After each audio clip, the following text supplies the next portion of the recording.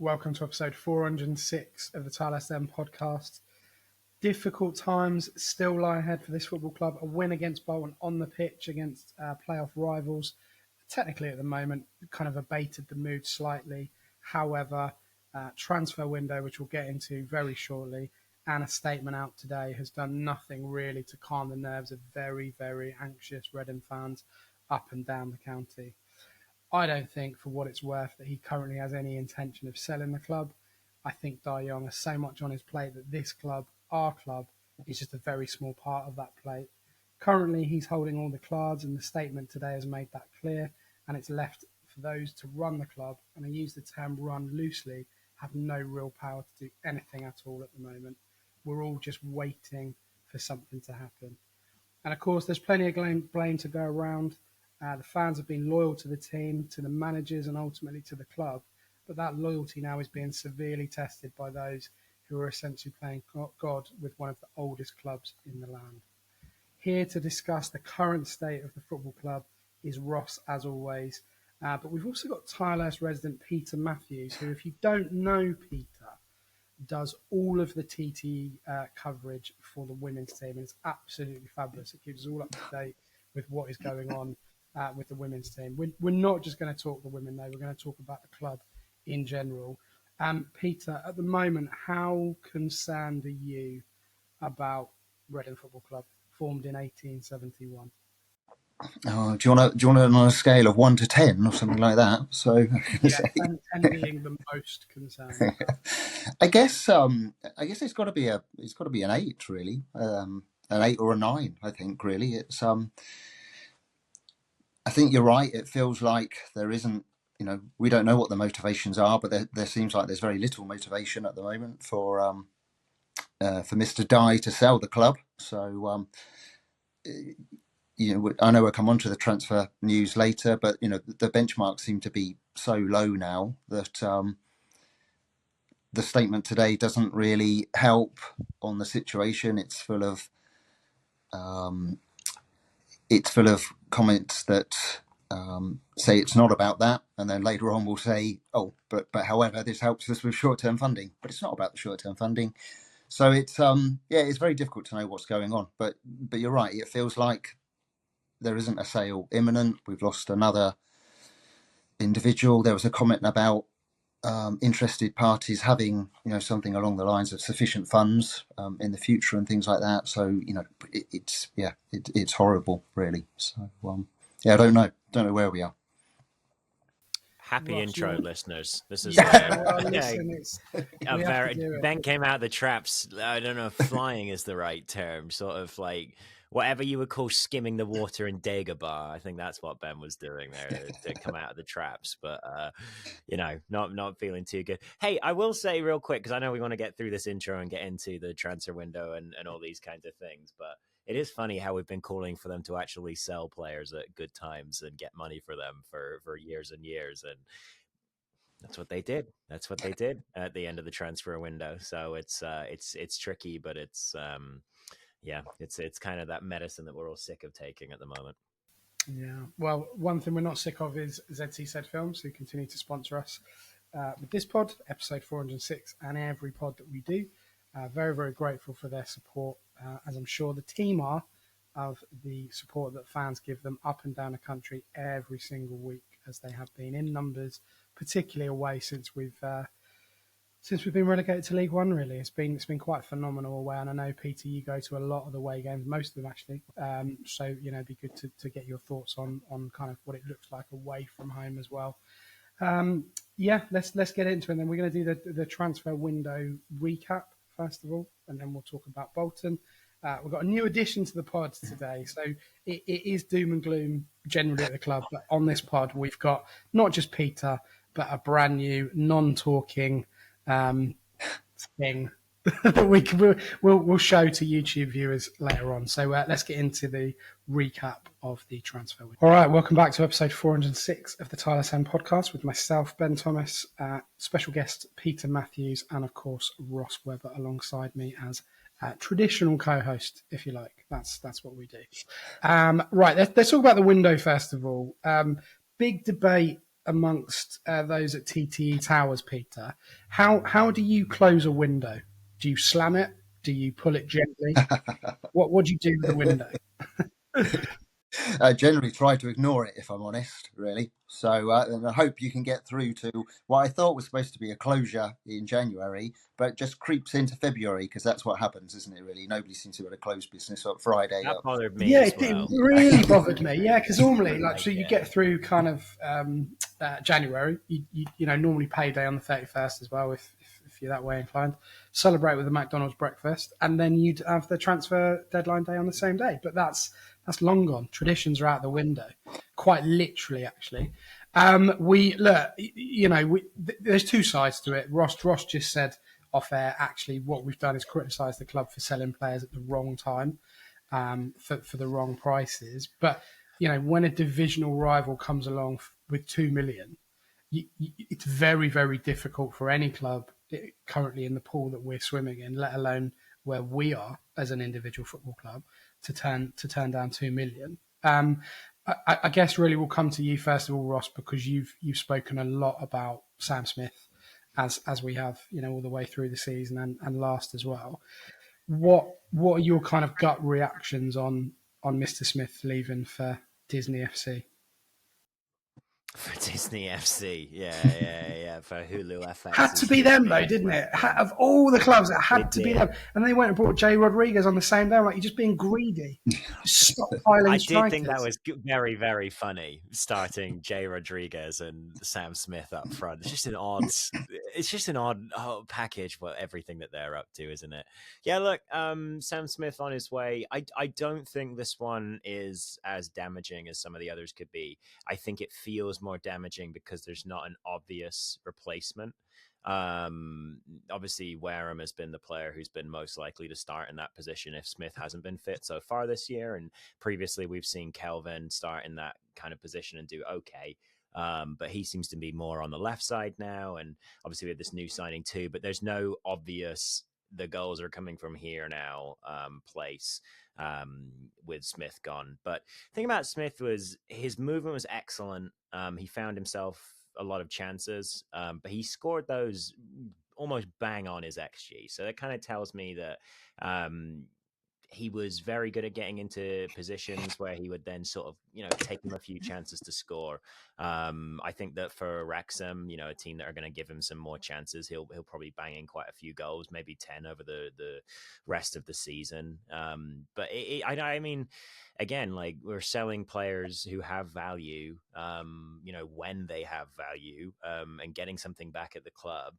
And Smith talked in the summer about how it was difficult for him to concentrate, you know, and he'd considered a move as well. So look, if that is the case, it does seem like we got a good amount of money. And I would think that given how well the recruitment setup's been run in this really tight time over the last year, I wouldn't be surprised if we got money up front for him or something like that. So yeah, I think it's a tricky one. It's just an annoying symptom of where we're at. But Smith had been, you know, unsettled already, I think. So yeah, it's not ideal, but it's not super surprising to me. I mean, Ross talked about recruitment being kind of reasonably okay in this kind of lean period, Peter.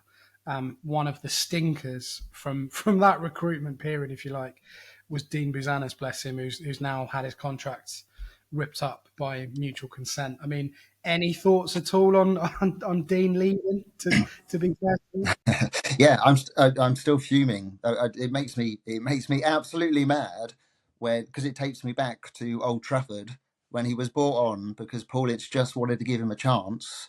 After, I don't know what we paid. We probably paid £50 a ticket. He treated it like a friendly, or a testimonial, where he decided to bring his mate on for however long it was so he could play at Old Trafford. I mean, yeah, I can feel my blood pressure rising as you talk. You're absolutely right. For a lot of fans there, Peter, they never recovered from that. Never recovered because he became a symptom of that time in terms of that recruitment, in terms of that kind of nepotism's a wrong word because they're not related, but you're right, there was a friendship there and a kind of a situation where it just felt like he was kind of just crowdfunding all his mates to be there. And it you know, it's incredible that he lasted this long. It's incredible that he was able to get out on loan. He doesn't look in good shape at all, given recent training pictures, and it's just another player that's been on the wage bill that's taken up valuable funds. So, I wouldn't say good riddance because that's unfair, but he's not a player that we're going to miss really. Coming out swinging Well, today. let everyone have it. You're like a bag of ropes in a washing machine. Yeah. It's like just everyone's catching strays. I brought a right shirt at the weekend as well because I thought I don't know how many more we're going to get, so I thought I'll stick that on. just buy that. Could be the last one we wear. Final one really, and I have to tread very carefully here, Peter, as you know how Ross feels about this individual. Inevitably, Tyler Binden was always the one, I think, on most fans' list that was going to get a move, a big move, to Nottingham Forest, who have done incredibly well this season. And as traditional clubs go, they are up there with one of the best in this country, if not historically Europe, in terms of their previous achievements. How good a deal is it for us? And I'll go with you, Peter, because I know you'll be objective, and I don't want Ross to buy him just yet on the pot. I think how good a move is it for him? I guess separately, and what about us as a football club? Yeah.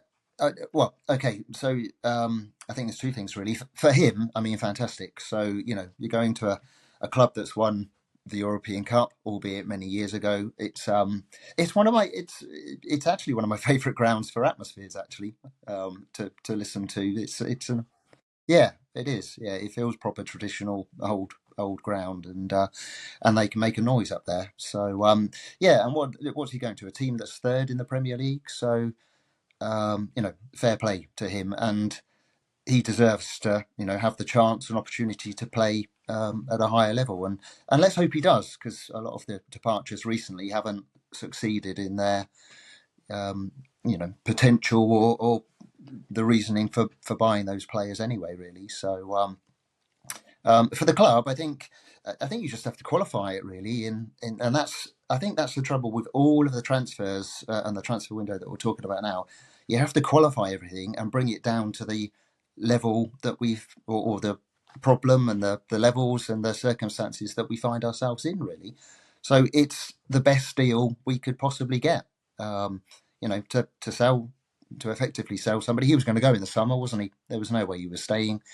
So to get him straight back, I don't know if they have boomerangs in New Zealand, but to get him straight back, fair play. So I think that's the best you can do. Yeah, I guess, Ross, it doesn't disrupt the developing relationship that he has with Harley Dean, with Mbenge being out, although we believe he's back in full training this week, but potentially saw that somewhere. In terms of him and Dean, it's like for like, that he'll go straight back into the team on Saturday when we play Huddersfield. Is it a positive thing for us over these next few months? Do you think his head will be completely turned by, I say the gems of Nottingham Forest, but do you think his mind will still be on the job? Is it kind of one of those situations we have with Michael Hector in previous years where he went to Chelsea, became, straight back to us? Do you think he's going to be able to be as good as he has been given this move and potentially eyes, on the Midlands when he moves there in the summer? Yeah, I'd say so, because I mean, if you're going to look, Nottingham Forest is a great step up, of course, but Nelson Abbey made that step up, and it hasn't really worked out for him yet. It's a huge conglomeration of clubs run by Edu, the old Arsenal director that they have under Marianakis, and he obviously kind of stems out of Olympiakos first. So Forest are kind of the top dog now, but they're still.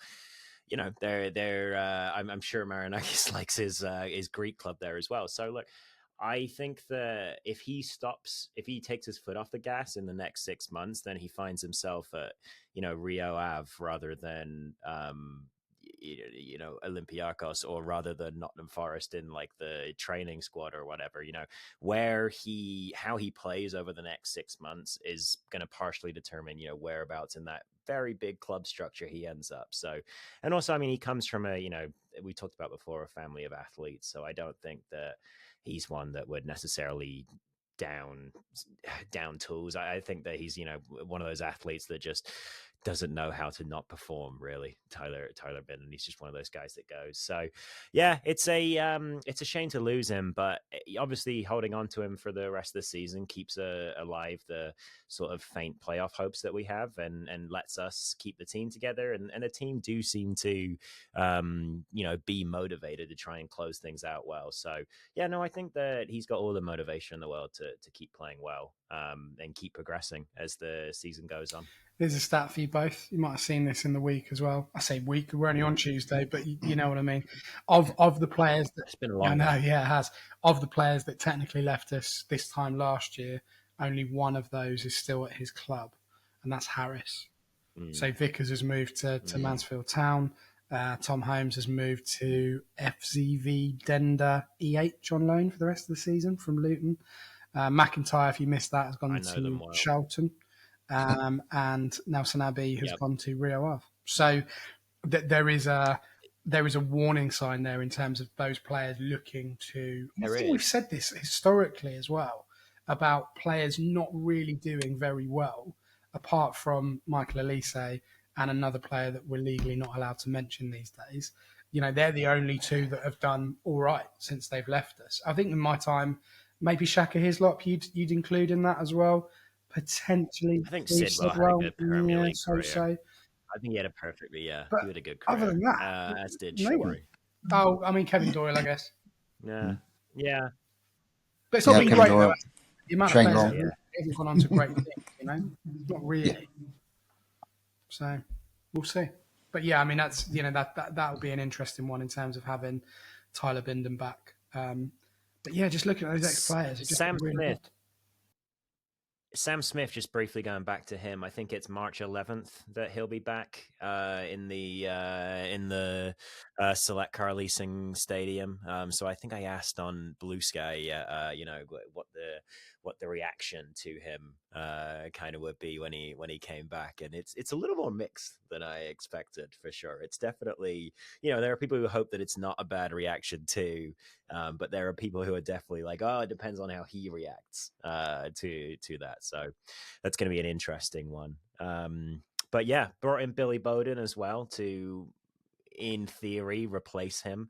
So that's going to be an interesting one. Son of Paul Bodin, and Peter Affair reminded us that his dad, not only did he miss a crucial penalty for Wales against Romania in 1994, which failed to send them to the first World Cup since 1956. Not that I've memorised it or anything.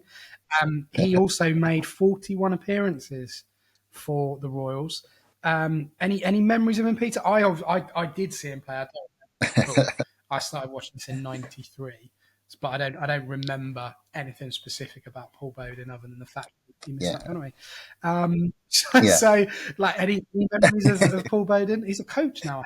Yeah, I have. So, no, I'm glad I mentioned it off air that I was older, because you probably wouldn't have known otherwise. Yeah, exactly. Your youthful looks. Yeah, exactly. So, no, good left foot. He would have been in a team that was that was very popular, really, with the fans at the time, really. So the Andy Burnells and Barry Hunter, and he would have. I think the managers would have been Jimmy Quinn and Mick Gooding, so Archie Lovell, Lee Nogan, all of that sort of. Phil Parkinson, I think, would have been in the team as well. Oddly enough, to mention the latest villain of Reading Football Club, poaching our best players. So but no, he was good. Yes, steady, good pro, consistent, reliable pro, really. So good player. Yeah. So hopefully his son. Hopefully he's taught his son things. I don't know if his son's left-footed. Actually, I know that Ross might know that, but Ross was livid yesterday when he found out that we were getting a player that was born in Swindon and played for Swindon to come to us. Yeah. I mean, look, his stats. His stats aren't bad. He's a fully capped Welsh international. I say that, but he's had one appearance. Mainly kind of spent time in the under-21s. How Robson Kanu made Wales apperances, mate. Well, listen, he scored the best goal. Still the best goal, isn't it? Still the best goal. Right. He spent the bulk of his career, Torquay United, Bristol Rovers in 95 appearances there, Oxford United 89, and he's been in a team this season, Ross, with Burton Albion, who have been really struggling. 10 appearances, 4 goals. That's not bad, is it? You know, considering he's been frozen out in inverted commas. What does he bring to the team, Ross? Are we, he's not going to be a like for like replacement for Sam Smith, but it helps, right? Yeah, I don't think he's going to be a like-for-like replacement for Sam Smith, and I think there are going to be some things that he doesn't do that Sam Smith did do that are going to frustrate Reading fans. So there's obviously a high chance that just because that's where the hole looks to be, that he will get at least some games at centre forward. Maybe Jaden Wareham gets to try to stake his place out, but Bodin may well get that spot in the middle. He's not a great aerial ball winner. He's 5'11". He is left-footed, Peter, just like myself. But he's not the best aerial ball winner. That's kind of one of the things that is consistently listed as one of his issues. But yeah, you're right, man. 4 in 10 this year. 2 of those did come in the same game.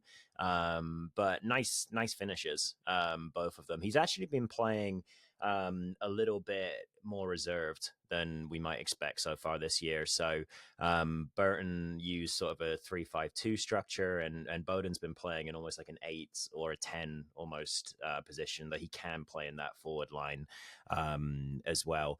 One of the things that I noticed when looking at the overall XG for the team yesterday was that we're running an XG deficit right now. It just basically means that while we are scoring more than we're conceding, we would be expected to concede more than we're scoring. So obviously we're running a little hot. That can happen when, as we've talked about this year, we have quality in our team. We have Lewis Wing, who can score from 40 yards out. Burton Albion don't have that. But one of the issues that's causing that is that we take about 2 fewer shots per game than our opponents. And Smith didn't get a ton of shots, didn't get a ton of touches during the game. Now, obviously, if Bodin plays further forward, he's not necessarily going to get loads of shots in the way that he did when playing in that kind of 8 or 10 position, but he is a player who's very happy to shoot, who likes to take a shot. He can shoot from long range. He scored a free kick this season as well. So I think overall, there are going to be some things on the quality side that are going to frustrate us versus Sam Smith, but he might be a player who fits our structure a little bit better overall. So yeah, could be, it kind of came out of nowhere. I was like, who is this player? Billy Bodin, Burton, whatever. But yeah, actually, again, from the recruitment department, this doesn't look like the worst pickup to me. Final question, Peter. Does he go straight into the starting 11, or have we got another Brandon Barker on our hands? Does he go straight? I guess it depends on how fit he is. So I think it just depends on how fit he is. I don't think he will go straight in the team. I think after the win against Bolton, I think Wareham deserves another chance. And I guess we'll come on to talk about that game. But I thought Smith was going to be a huge loss for us. I'm more concerned about the loss of Smith. I think there was Smith and the goalkeeper. I think would have been for me the 2 biggest losses because I think we either don't score goals, and I know Smith's not prolific, but I think he did all of as frustrating as he was to watch, which is probably why he didn't get as many fouls and penalties as he should have done. He worked so hard and was pretty physical and pretty strong, and I think we're going to miss that. The same as I think if we'd have missed the goalkeeper if he'd have gone, because it would just cause chaos at the back. So I was just going to say, it's funny you bring up the goalkeeper because so obviously Smith, we've seen him play some really good football, and opinions formed on him off the basis of that. Totally fine. Just looking at the numbers, Smith is almost like dead on where he was, like I mentioned, but Pereira is well above. He's consistently been one of the best keepers in the league this season. Yeah. And has kept out more goals than would be expected. So, I agree with you that Pereira would have been an awful loss. He literally is worth a goal like every 2 or 3 games or something like that. So, yeah, agree on that. Ironic that we're talking about Sam Smith and not winning penalties, and yet the first game he leaves, We got our first penalty awarded in 18 Yeah. months, 19 months, something ridiculous like Yeah. that. So leaves us very nicely on to talk about Bolton. Massive win. Cannot really underestimate the kind of the morale booster that gave to everyone in the stadium that I saw, and I guess watching at home and overseas like Ross. So yeah, we're going to get into that 1-0 win against the Trotters after this short break. We are back with episode 406, continuing with myself, Peter Matthews, and Ross Webber, as always. Ross has disappeared. If you're watching this on YouTube, you're probably wondering where he's gone. However, he is going to flick a magic switch, and the new edition that's cost us it's literally on cue, look. Literally, well, I can see his kind of head rather than anything else. It's cost us an absolute fortune, this setup. It really has. So if you're on YouTube, enjoy what Ross is doing. If you don't watch us on YouTube, you should, because this is a real visual treat we've got coming for you. It's a real visual treat. If you're listening on Spotify or other platforms, I'll describe the scene currently. So I'm continuing to talk while Ross gets himself sorted. Peter is looking bemused as to what is actually about to happen here. Ross is fiddling around with what we call the tactical cam. It's like that thing they used to have on ITV Match the Day, the tactics truck. Yeah. This one is from Dick's Sporting Goods, isn't it? It is. Yeah. Who needs an iPad? Who needs an iPad when you've got Exactly. You need an iPad or a Sabutio board or something. Yeah, I'm working on it. Don't worry. He's literally got a magnetic whiteboard with markers. So well, the issue is actually that it's not magnetic. So if I put the magnets near each other, you can see that they rubbish. They move away. Yeah. But it's fine. It's all right. It's the best I can do for now, and we'll see how we go. But hey, I mean, thank you, ZCZ Films. We get to do fun stuff. I know this looks rubbish at the moment, but we got to watch Billy Bodin this morning before he makes his first appearance for Reading. So these are all excellent things. Thank you, ZCZ Films. Before we kick into what you're about to talk about, Ross, Peter, let's talk about the mood in the stadium. Pre-kickoff and up until we scored the goal, really. What was it like for you being in the ground, and kind of how did you feel, watching us effectively go through the motions and toil away without really any end product up until, we were awarded a really clear penalty? I think, the atmosphere in the stadium, the fans have been amazing this season, really. So it feels like the fans have been really good, and it felt like a patient atmosphere, really, I think. So I think to be 0-0 and be at least competing in a game where, in the first half there was very little. If you wanted to watch a game with lots of entertainment, and at the moment we don't need lots of entertainment, 0-0, fine, we'll take that. Second half, there was at best there was only going to be one goal in it. Bolton missed a chance to score, didn't they? With just Pereira to beat, which I think was a good save, wasn't it? So a really good save. So and then we got our chance at long last, waiting. I don't know how long for that penalty to come. As you say, ironically, for after Sam Smith is departed as well. Yeah, I've even forgotten the question now, Ben, actually. You summed it up brilliantly there. Yeah, I felt, before the game kicked off, there was a lot of nervousness. I feel like there was a bit of apathy as well. I don't think the crowd was anywhere near as big as it possibly could have been. I thought Bolton were very good as a fan base, really. Came down in numbers, sold out, were basically that section that they have there. But there just seemed to be a real apprehension in the stadium, particularly where I was sat in the Dolan, and it kind of felt more intense than it has done in previous weeks. Perhaps because we'd literally got rid of Sam Smith the day before.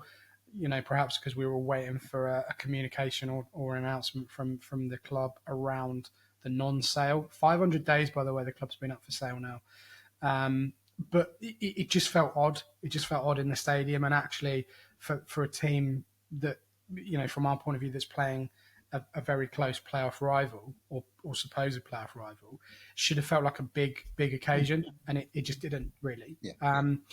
Ross, do you want to kick straight in with your tactics, Cam, or do you want to like talk about something else and then do the tactics, Cam?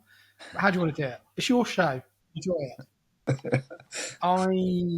I just said it's your show. Enjoy it. You've got all the equipment. I don't know why no one's brought me anything recently, but you've got all the goods. So yeah, who do you want to talk about first? It looks like the Terry Venables Christmas tree there. Yeah, I got all kinds of fun things going on in here. Yeah. What I want to talk about first with this game. This game was a bit of a weird one. Okay. And I've been kind of coming at this from the perspective under No Hunt that we've been more solid and less creative. That's been my general thesis about the No Hunt Royals, and been starting to dig more into some research on how Hunt's team play versus Sellers' team. There's not tons and tons of differences at the moment, and I wouldn't expect that. It's mostly the same personnel, and where there have been differences in personnel, there have been differences in tactics used. Some of the most interesting things so far for me, though, have just been kind of the way in which Michael Craig is used, and there's still very much a grouping down the right hand side, where that is very much the place in which we attack. So oftentimes down that kind of right hand side, you'll see Chem come really short here. I don't know if this is really working, but we'll just go with it. But you start in this sort of like 2-3 build up, whereby Wing sits in the middle and Craig can kind of come on over. And oftentimes the goal is really to get that ball over towards Craig as quickly as possible, because his interactions with Chem down that right hand side just lead to us really being able to both retain the ball and be dangerous. I think that's kind of like an issue that we have when we go down the left side, is that we just can't retain it for super long. And Kelvin doesn't quite look fit enough yet, obviously, and Kamara is still kind of working things out as a player. So I think that right side has been really important for Reading right now. But just looking back I kind of want to look at this game in totality with some of the most recent games as well. Things are less creative for sure over the last in terms of final production over the last like 5 games or so, but in terms of actually reaching that final third, Reading are doing it quite a lot at the moment, and they're actually hitting the final third about 9 more times under Hunt than they used to under Sellers per game. So that's pretty good going. Pretty significant that as a stat on itself. That's bad. pretty significant, And so, like I said, things are more solid. Go ahead. Yeah. No, I was going to say, sorry, like, Ben, go ahead. You made a point about the right side. In terms of Michael Craig, I thought he was one of the standout players on the day. What did you both make of Chem Campbell? Because I think Sim in the ratings described him as a nearly man in the game, which I think is probably quite fitting in terms of there was a lot of endeavour, but very little to zero end product. What did you make of his overall performance? Because we can sit here and say the right side looked really strong. It hasn't in recent weeks, but how does it compare, I guess, to his previous performances?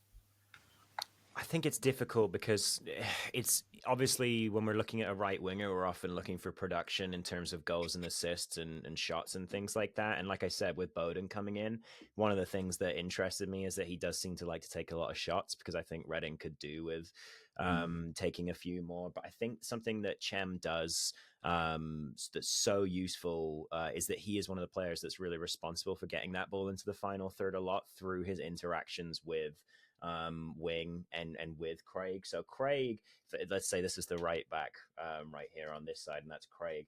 In the Sellers system, Craig was coming inside a lot more. We saw Wing really go very deep, and Craig would come inside. Whereas now Craig is really kind of like hugging that touchline, getting chalk on his boots and coming up the wing.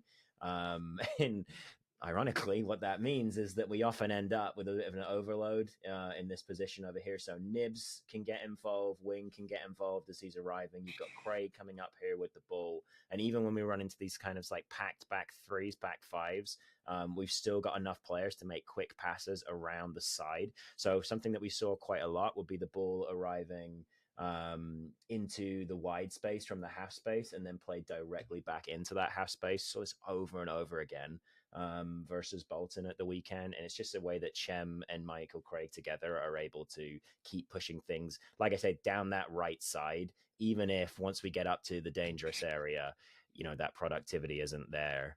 It's just consistent that we can progress the ball that way at the moment. And then last week I spoke a little bit about a bounce pass around the side, around the wide areas on the halfway line. I spoke about that passage of play not really being there under Hunt, whereas it was under Sellers. It actually kind of returned this weekend, which was very interesting to see. So just kind of interesting to see them try out little things that have worked before and new things as well, from that, getting that ball into that final third more on average, but also kind of using some of those old things. There's not going to be tons and tons of change, when a midway through the season manager switch happens. But it's just kind of interesting just to start seeing those little differences coming. And look, I loved Ruben Sellers. I'm the only one on this podcast who'll still say his name out loud. But I'm just like, I'm over it. Although he did write a really nice letter to the whole. He did. Yeah, he did. But anyway, I guess the saying is, I kind of went into my research this week and on the kind of like last few games of Sellers, last few games of Hunt, thinking Sellers is the guy and Hunt is still learning. Kind of what I'm getting from this is that Hunt has already made the team a little bit more solid and compact. And if they can become a bit more clinical as well, if Billy Bodin has a good run between now and the end of the season, Hunt's Royals have the potential to be a better side than Sellers' Royals. So it's exciting. I think I said in my video post-match, I'm just not prepared to write him off as a coach, as a young manager. And same with this group of players. I get there was a lot of anger, after the result, which was poor. No way to spin it really against Burton previous midweek. But I just feel there is, as you said, Ross, a lot of potential here. And kind of to wrap up, the Bolton game, Peter, you mentioned Jaden Wareham earlier on in the pod. What did you make of his overall performance? How close do you think we are to a league goal from him? And, how much potential does he have within this team for the next, 4 months or so until the end of the season? Yeah, I think it's going to be really difficult for him. Actually, he's a goal scorer. So seeing him in the under-21s and seeing him, didn't he? Where were we? Was it Exeter? Wasn't it where we scored in the first? Was that away to Exeter when he scored straight away? So he's got, he can turn and kick a ball, and he's probably one of those players that, he'll hit it first time. So I'm sure he will score goals, which is great. Ross, you're better tactically than I will be on this, but I thought he was, he's not a natural replacement for what Smith does, but I thought everything that was asked of him against Bolton, he did really well. I thought, if you're going to play it safe, apart from, perhaps, trying to score a goal, but if you're going to play it safe and you're going to do everything that was asked, I thought all of his hold-up play was as good as it could have been. His effort was good. His, work rate was great. And I thought laying off the ball. So, I thought he ticks every box. I'd have started with Nibs up front, but I thought he ticked every box and did everything that was asked of him. And that's all you can ask, I think. It's funny you mentioned Nibs and playing him up front, and I agree that he really, really ran. And one of the things that I've kind of pointed out to be a good stat for productive running, I'm going to call it, is how many duels you get involved in during a game. And Wareham got involved in over 20 during this game, which is he's one of the only players outside of Nibs to do that this season. So he's still got a lot to learn, but it at least shows that it's productive running to a certain degree. Well, look, positive win, whichever way you look at it, it hugely helped. The mental health of Reading fans, and really kind of gave everyone a nice Saturday. I say for once, we've had a few good Saturdays this season, but you know, we should be talking mainly around good performances or bad performances or just performances on the pitch. But as anyone who's listened to this pod will know, we haven't been able to do that this season, really. So really, really good result. You know, hopefully we can carry that vein in some form into February, which is going to be a very, very difficult month for the club on the pitch, let alone off it. We'll come to Huddersfield, which is the next game in a little bit on the pod. We've got quite a few bits in the mailbag, which is not unusual after a win. You know, a lot of people want to have their say and talk about things. So we're going to do that now after this break, and then kind of get into your questions. As always, sponsored by ZCZ Films. Right, welcome back to episode 406. Peter, first question for you. Let me just load it up. Right. David Monday says, is Big Billy Bodin going to be our new penalty taker despite his famous family failing? Sorry, but GM94 still hurts. It does, David. I mentioned it earlier. It does. It still stings a little bit, even though we have been to a World Cup since, obviously. But Peter, do you think he takes over penalties? Because there was a bit of indecision, it seemed like, on Saturday. Like, Charlie Savage picked the ball up, and I was like, here we are. We're on the pitch if Charlie Savage scores a penalty. Well, but Nibsy took it. Firstly, I say that's the most convoluted way to get the Welsh reference into it, just for you there, Ben. I thought that was a great question. You might not have seen, and to be fair, it was my wife that told me. But although it did look like some indecision, apparently it was a very tactical and pre-arranged agreement, so that Savage was holding the ball, so that if there was any instruction to the goalkeeper on where Savage was going to put it with his left foot, it turned out to be Nibs with his right foot. So it was. God, I love these players. They're just amazing, aren't they? I love that.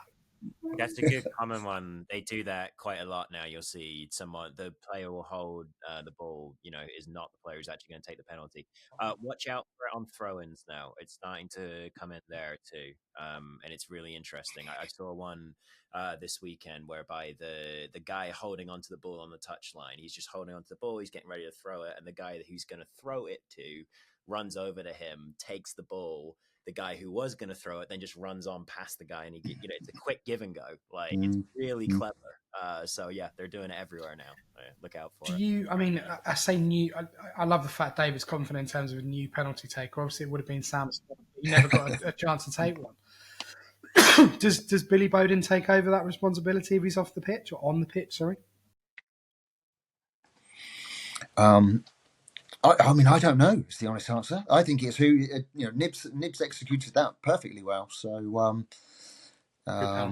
yeah, I was whoever really fancy, whoever's confident, whoever feels it on the day, just grab it. I don't like this idea of penalty takers. I really don't. I always think if you've won it, then unless you're a centre back, somehow wins a penalty by being pushed over, then you earn the right to take it. But that's just my Sunday league chat, really.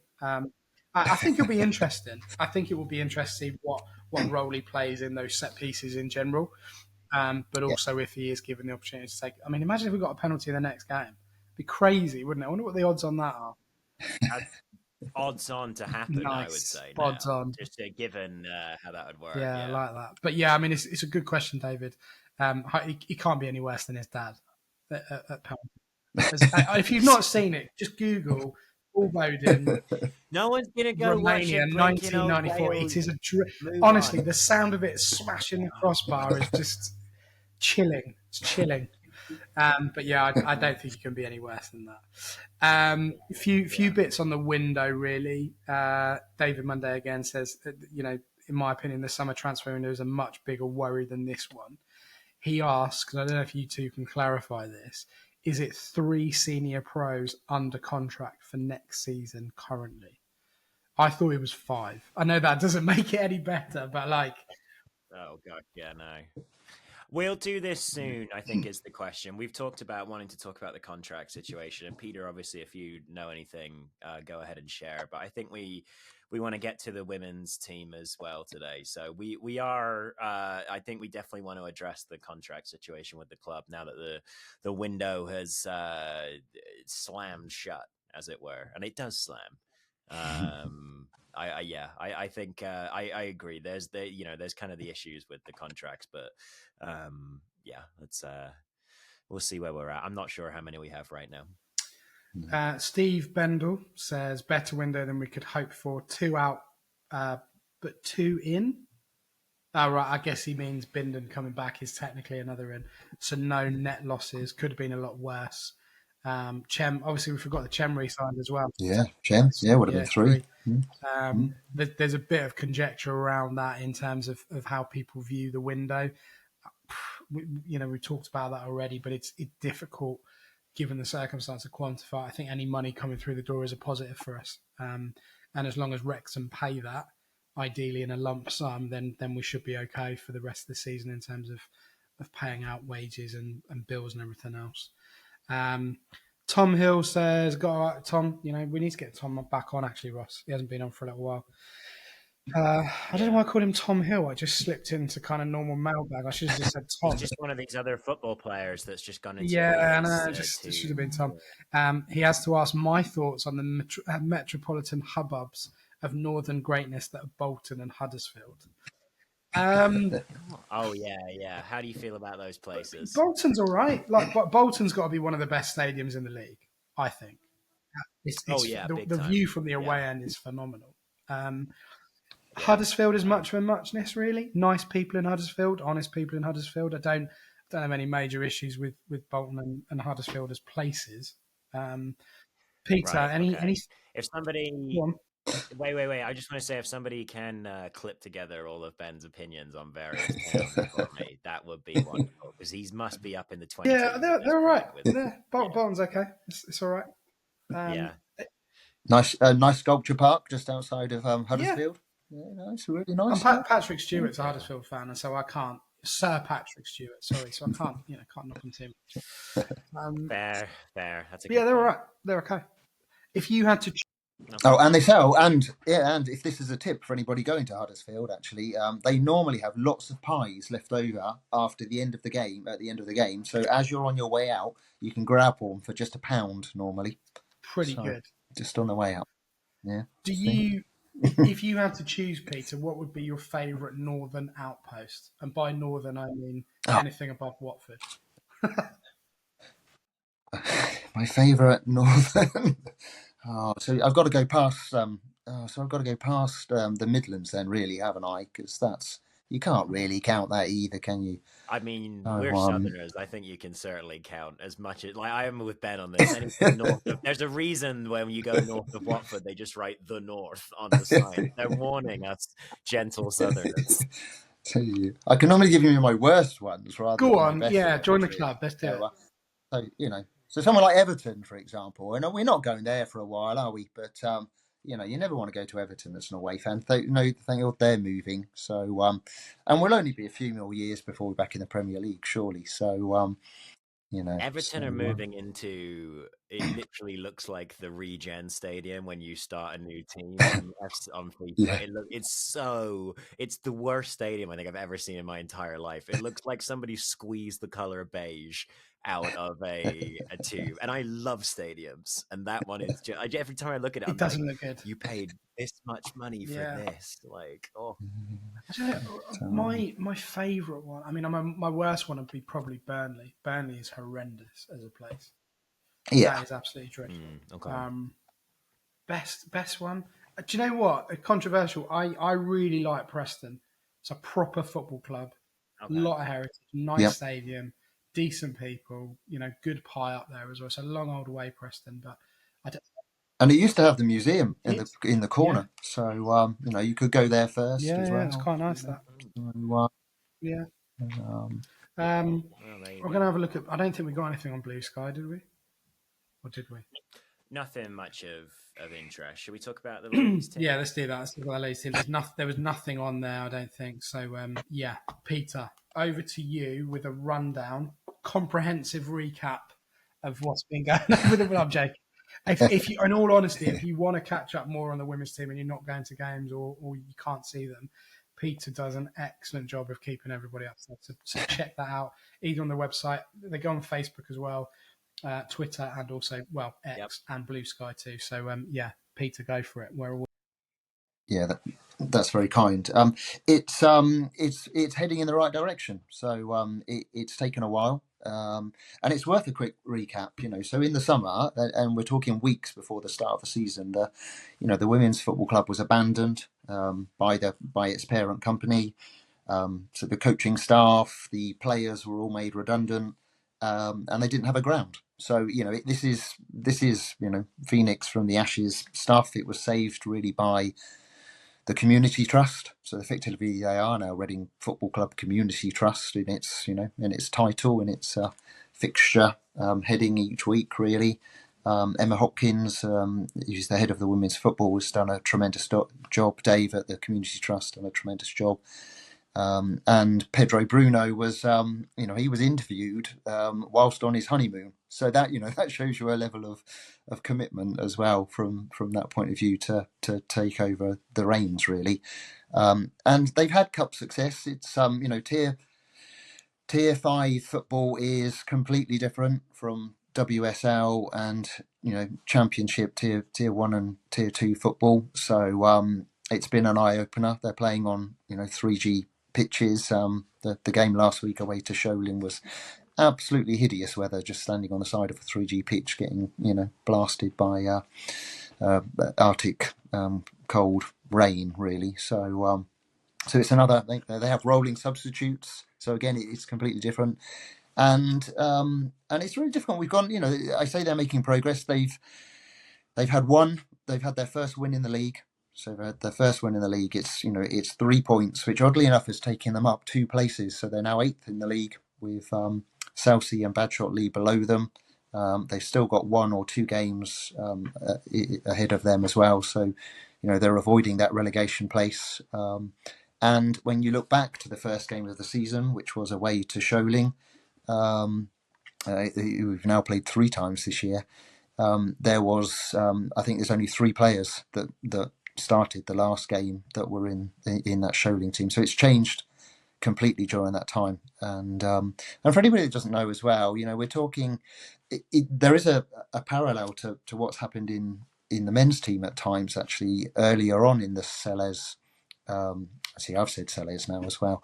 But during that period of time where the team was so young. So this team we've got at the moment is mainly, it's made up of 16, 17-year-old, 18-year-old girls. So they're at college during the week. They play for other teams on sometimes on a Wednesday or something like that. So they're fitting this in. They're training on a Wednesday. They're training on a Friday. That's it. The manager Pedro, he's got a job. He works down in Newbury. So it's completely different. And it was 3 weeks before, 3-4 weeks before the season started that they had to find a ground. Found Slough. It's probably the best ground in the league that we're currently in, but it's in Slough. So no disrespect to Slough, but it's not Reading. So, but it is, Well, and they were in Aldershot last year too, right? So they've been moved. If you've been trying to follow them like you have, you're moving around the area. Yeah, they played at Aldershot. They played at Adams Park in Wickham as well, and they just made it back to the SCL before it's all collapsed again, really. But they've got a corner for the first time again on Sunday. For the first time on Sunday, the manager was able to name 11 players plus 5 substitutes. That's the first time that's happened. He even had to drop or drop a few other players as well. So it's changed. At the start of the season, we had 11 players and 1 sub. On 1 week, that was a goalkeeper, and she had to come on and play centre forward, because somebody got injured. So it has been starting again. So and they don't have a transfer window in the women's football per se, really. So you can sign players, I think, up probably to somewhere like March or something like that before the end of the season. You can just register players and players can move around. They signed a new player again last week. They've signed 2 sisters this week that might figure in the next match. And we've lost the captain of the team, who was Jordan Hosley Atkins, who's gone to Wycombe Wanderers. So so even at this level, there's changes in there. Oh, and I was going to say the parallel, around the Sellers and the men's was that they are so young. They are so young that a bit like when you are watching a young Reading team, at times the opposition, although may not be as skillful as the young players and girls that we've got, they're just a bit more streetwise, a bit more experienced, a bit stronger, and it's learning about that as I was well. going to ask about the moving to Slough. What, apart from the obvious lack of attendances, what's that done to the atmosphere and the general mood around the women's team in terms, as you say, like they're representing Reading as a town, but they're technically not allowed to play in the town that they're representing. Like what kind of impact has that had on the team, the fans, and the club itself, really? Yeah, well, the numbers have gone right down, really. So, as you would expect, really. So, where it would have been, hundreds or a couple of thousand on good attendances and things like that, you're down to 50 or 100 fans on a good day, really. I think, really, perhaps 30 or something on a bad day. So, it's dropped off considerably. The actual stadium itself is really nice. The pitch is good. It's got a really nice stand. It's it's perfect facilities from that point of view. But as you say, it's not in the home of Reading. So tricky. I know you mentioned that obviously there aren't many players left who are actually here at the start of the season. Are there any players who have emerged at all as consistently important players or fan favorites or anything like that, or is it the case, like you said, with the departure to Wycombe, for the captain, if the players start to play well, they can find better spots to end up? No, there there are no players really from the Championship era, really, because you're dropping 3 leagues down from there. I think a couple of the younger players now would have figured in the the academy or the under-21 team at the time. No, there's a really good quorum now of or a really good core, I should say, really, of players that are in the starting 11 or on the bench now each week. And there's some really skillful players. So the goalkeeper is very talented, Cherry Preisner. Mia Bradley plays in various positions, or she's asked to play in various positions, but generally right or left wing, and she's extremely skillful and creative, and is really involved in pretty much everything that happens in the match. Susanna Gasler is another young player that can play on the wing or is helping play down the middle. They've got some, got some really good young players in there. Molly Dench is playing at the back for them, a little bit older than some of the others, but still very young, or a bit more experienced, I should say, really, from some of the others. But they've got a really good squad. Players playing out of position and players being experienced despite being in their early 20s or younger. That also ties them nicely to the Reading's men's team, of course. Yeah, absolutely. Final question, Peter, and it's a big one. Do you think they can avoid relegation? Yes, they can. So they can. So it's all heading in the right direction. Like I said, the core of the team is good. The attitude and the spirit has been amazing. So they're getting beat. They played 10 matches and won one league game. They've won several times in the cup, which has been great. But even when they're getting beat in the league, their heads never drop. They're not arguing with each other. The team is starting to come together. So they can avoid the drop. And the only thing for me to mention really would be that, or two things to mention, I think, really, is that bizarrely, in the way that the fixtures have played themselves out, that's very odd actually at Tier 5 as well. But there's only one home league match fixture to go, even though we're only halfway through the season, or just over halfway through the season. And then in 2 weeks' time, they will be at home to Maidenhead United in the semi-final of the Berks and Bucks Cup, of which they are technically holding champions. Really, not the same players, but yeah. Yeah, they're the holders of the Berks and Bucks Cup. They'll be playing Maidenhead United. I think it's also going to be shown on YouTube via the Football in Berkshire link. Abby, you'll know Abby Tilehurst. Yeah, so I think she's doing the commentary for that. So yeah, there are two good opportunities to get along to see the women. She's doing the commentary at Arbor Park.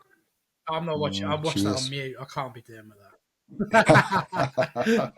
No, we do know. She'll be all right. We do know Abby very well. She's been great for promoting the women's game, not just for Reading, but in general in Berkshire. So that's a really big game, really big game. And I guess if people are interested, want to keep up, because obviously the coverage for the club has dropped right down, as you I guess probably expect, given where they are. But it's on the website. It will be on their social channels as well, or social media. Sunday the 16th, 2 p.m. There you go. So if you can get down to that, then big one against Maidenhead. Fantastic stuff, Peter. Thank you very much for that. Really appreciate that, and it's good to thank you for having me. As regularly as we can do, really, in terms of doing that. We're going to switch to the final part of the pod. Quick preview. I was going to say recap. It's not right. Of a trip to Huddersfield. The Terriers seem to be in a consistent pattern of playing teams with nicknames that begin with T. However, we've got to go there. We've got to do something. So we are going to review that game in just a short moment. Alrighty, welcome back to the final part of episode 406 with myself, Ben Thomas. I knew you said Ross Webber then. Where everyone's in great health and just smoothly running through it. Swapping names and getting everything wrong. Yeah, myself, Ben Thomas, Ross Webber, and of course Peter Matthews as guest today. Ross, can you just die quietly, please? Is that all right? Thanks. Appreciate that. Right, Huddersfield then, gents. 5th in the table. Again, another team that's in reasonably good form. We currently find ourselves in 8th. We're on 44 points. They are, as I said, in 5th on 48 points. Same amount of games played. What are we expecting from this particular match, Peter? Well, another tough game, I think, really. Rather surprisingly, they lost to Northampton, I think, whilst we were beating Bolton. So, whether that makes it worse for us or not, I'm not quite sure. But it's tough. We don't have a great record up at Huddersfield in recent years, I don't think. Not that I can remember. So... Sim's definitely been on the train home from I think there was a 4-0 maybe in the last season of the Championship and some similar things. Huddersfield came down with us. Is that right? Well, we got relegated, didn't we, against Huddersfield? Yeah. Oh, they didn't. Yeah, it was Neil Warnock. Yeah, they came down the season after. So, I mean, there's a lot of history between the clubs. You look back to when Da Young took over the club. It was a playoff final. Penalty kick away from getting back to the Premier League with Jaap Stam in charge at the time. Very, very good team, actually. Probably didn't do themselves justice overall in terms of how good they could be, because they should have bypassed the playoffs really that season, but for whatever reason couldn't get it done. I mean, Ross, the key thing really is that we don't end up with a kind of a morale deflating defeat. It's all well and good going to these places and trying to get performances out and points, but what we don't want is another kind of 3-4-0 reverse that would put us back to where we were against Burton the previous week. Do you think that we are in a good position to get something out of the game in a positive sense?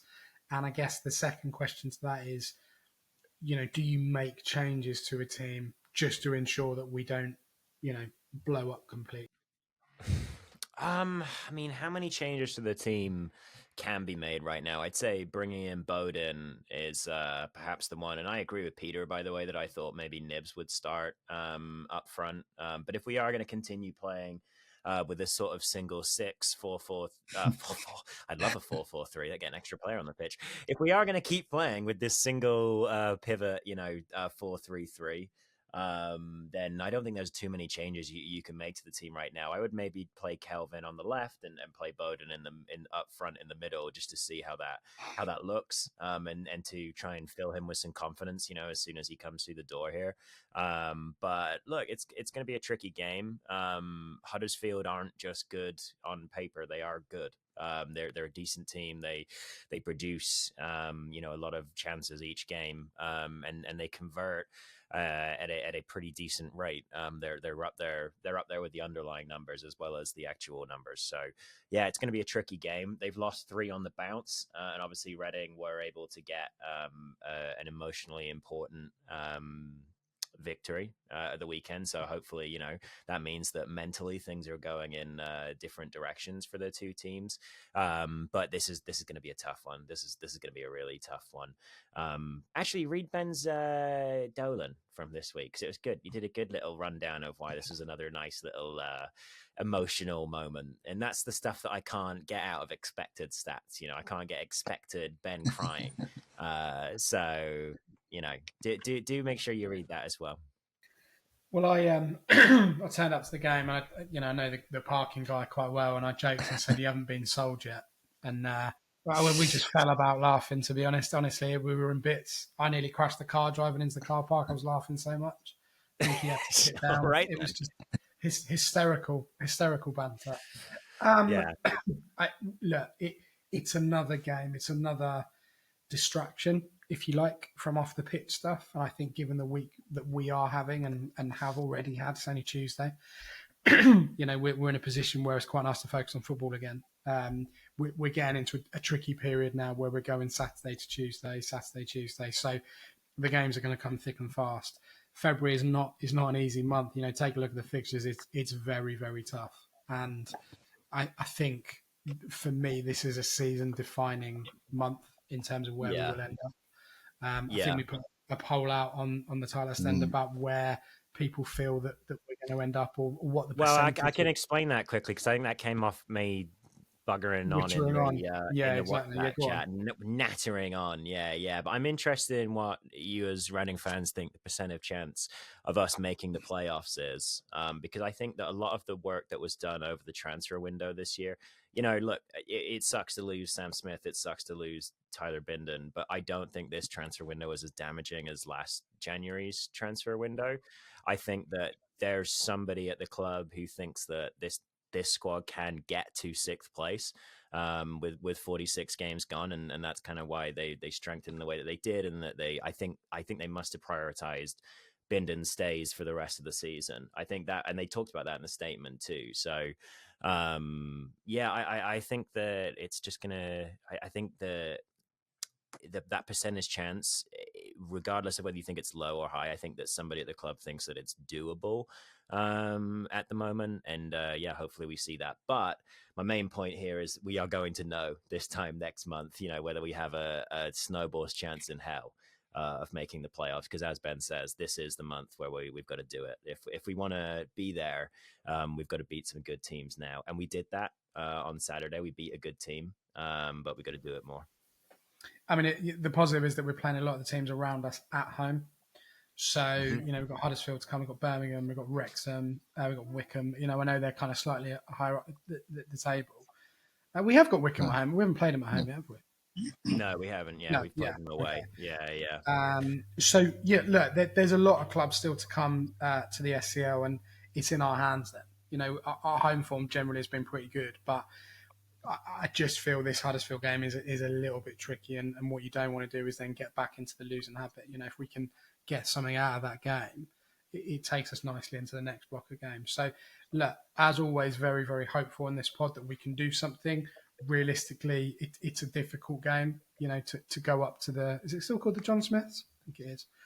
Yeah, you just go with that. And get... I did this with Leighton Orient. I was like, Brisbane Road. We've decided this now. Just call it the old name, and that's fine. Everyone knows what you mean. Done with it. Yeah, exactly. Yeah. Derby's still at the baseball ground. But yeah, it's one of those. I hope this time next week we're talking about a positive result. I really do, and I hope that things are beginning to progress. I don't think it's going to be this week. I think February is going to be a massive month off the pitch as well. 500 days, as I said, to have something up for sale and not progress is ridiculous. It's absolutely ridiculous. And, you know, people will disagree, but I am still of the opinion that he's not massively committed to selling, because in that time you would have found someone to be able. You're just bookending this with Yeah, we misery started off today. with this, didn't we? Yeah. You're like, you heard the 500 day. It's 500 days of bummer. That's what we've got. Well, it's, you know, let's hope we don't get to 1,000 days, because I don't think there'll be anything left to sell at that point. Do we get filled out Nero's card if we get to 1,000? Well, we should start making mugs, shouldn't we? Yeah, we You really get a free should. hot dog, Yeah. Ben. You get a free hot dog, Ben. Listen, Yeah. On the stamp. exactly. Yeah. They were Right, delicious. yeah, It was delicious on Saturday. And, they were so you know, good. Nice Really T-shirt. nice. I watched my football club got sold, and all I got was 5 years older. yeah, exactly.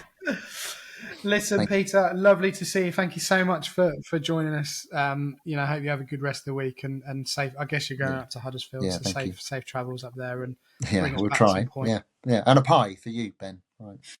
Yeah. All right. And exactly, yeah. Keep it in your pocket. I'll collect it from Tilehurst.